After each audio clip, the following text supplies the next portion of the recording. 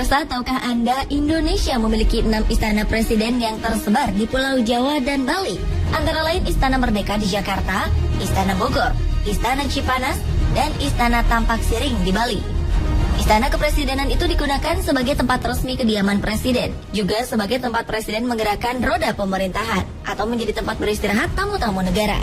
Namun ternyata ada juga yang menyimpan cerita-cerita unik maupun kisah-kisah mistis. Lalu, seperti apa keanehan-keanehan yang terdapat di Istana Kepresidenan Republik Indonesia?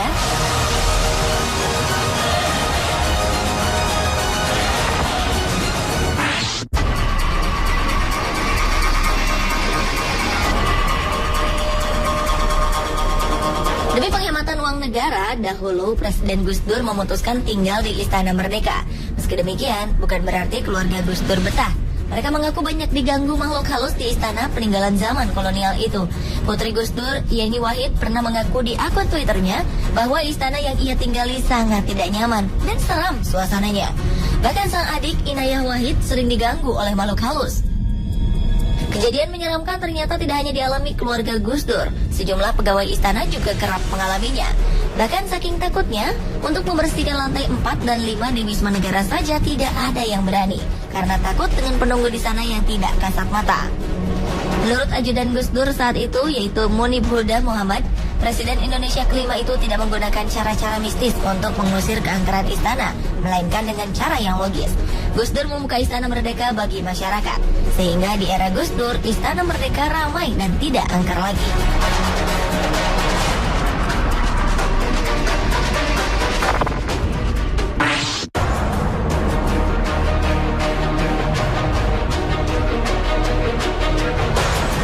Istana Merdeka merupakan tempat resmi kediaman dan kantor Presiden Indonesia yang terletak satu kompleks dengan Istana Negara dan Bina Geraha, yaitu terletak di Jalan Merdeka Selatan, Jakarta.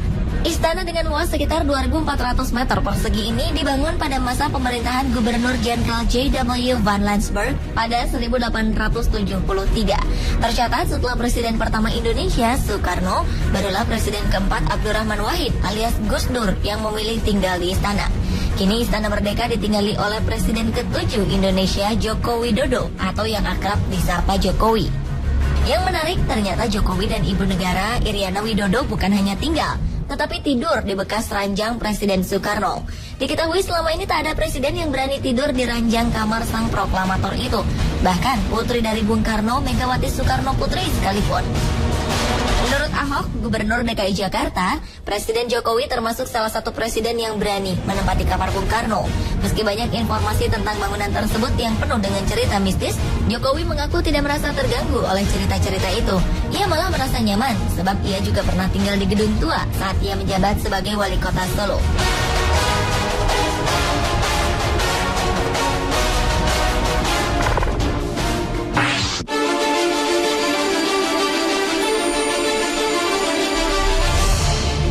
Sebagai pusat kegiatan pemerintahan negara, saat ini Istana Negara menjadi tempat penyelenggaraan acara-acara yang bersifat kenegaraan, antara lain pelantikan pejabat-pejabat tinggi negara hingga jamuan kenegaraan.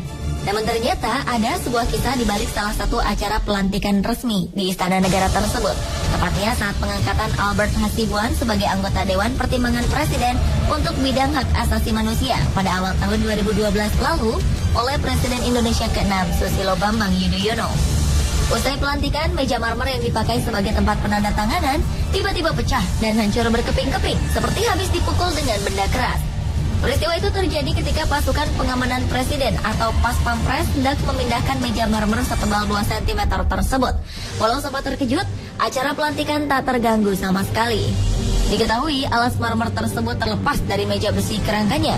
Namun ternyata ada juga yang mengaitkannya dengan hal-hal metafisika, yang konon pecahnya meja tersebut merupakan teguran dari si penunggu meja marmer bagi sang presiden kala itu.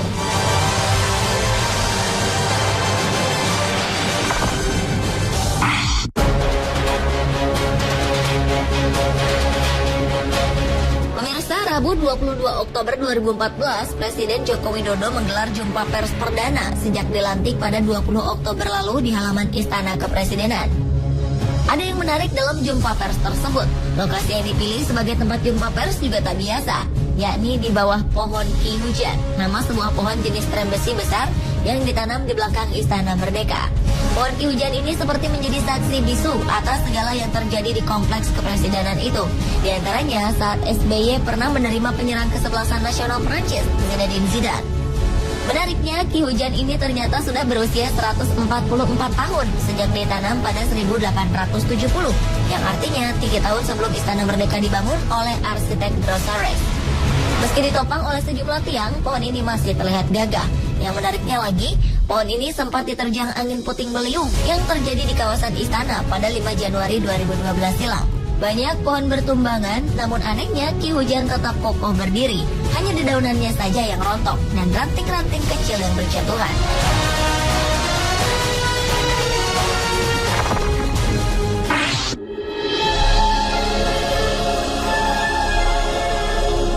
Istana Bogor merupakan salah satu dari 6 istana Presiden Republik Indonesia yang mempunyai keunikan tersendiri dikarenakan aspek historis, kebudayaan, dan faunanya. Namun di balik keunikan itu ternyata ada kisah misteri yang beredar di kalangan masyarakat tentang salah satu patung yang ada di istana yang dibangun pada tahun 1744 itu. Konon beredar kisah tentang seorang peserta pendataran yang berkunjung ke Istana Bogor dan melakukan hal usil ke salah satu patung perunggu berwujud wanita tanpa busana. Dengan sengaja ia meletakkan bulu-bulu wol, rontokan dari karpet di bagian terlarang tersebut. Esok hari ia terkejut karena bulu-bulu serupa ada di kantung celananya. Dan ketika makan, ia pun tersedak tanpa sebab, namun yang keluar dari tenggorokannya adalah bulu-bulu karpet tersebut. Kabarnya almarhumah mantan ibu negara, Hartini Soekarno pun sempat mengiyakan bahwa di Istana Bogor terdapat makhluk astral penunggunya. Konon, ia pernah melihat seorang tamu yang tak kasat mata saat memasuki ruangan presiden di istana tersebut.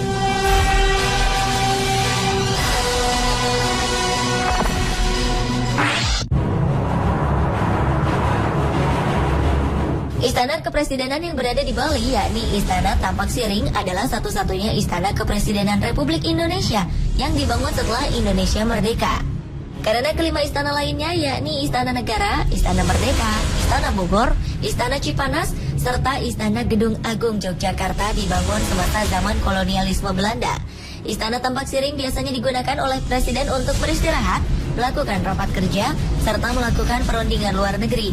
Istana Tampak Siring diprakarsai oleh Soekarno dan mulai dibangun pada tahun 1957 hingga tahun 1963.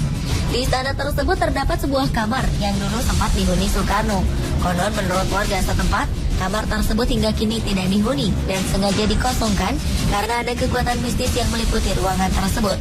Sementara Presiden Indonesia yang datang berkunjung ke istana itu menempati bangunan lain yang tak jauh dari bangunan yang ditempati Soekarno.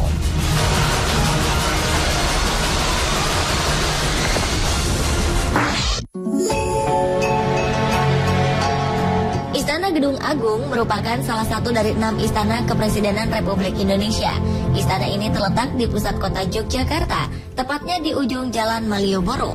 Gedung yang dibangun oleh seorang arsitek A. Payen ini pernah menjadi saksi sejarah ketika Bung Karno berkantor di sana saat Yogyakarta menjadi ibu kota baru Republik Indonesia. Karena merupakan bangunan tua, banyak rumor beredar mengenai kisah mistis di balik bangunan bergaya Eropa itu. Kabarnya di istana tersebut sempat terjadi gangguan-gangguan makhluk gaib. Maka dari itu seorang paranormal pernah dimintai tolong oleh Pas Pampres.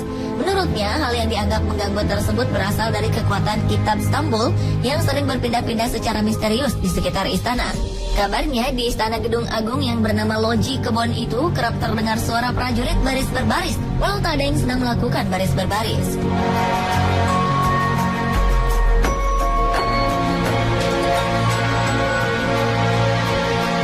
Pemirsa, itulah 7 peristiwa aneh yang pernah terjadi di Istana Kepresidenan Indonesia versi on the spot.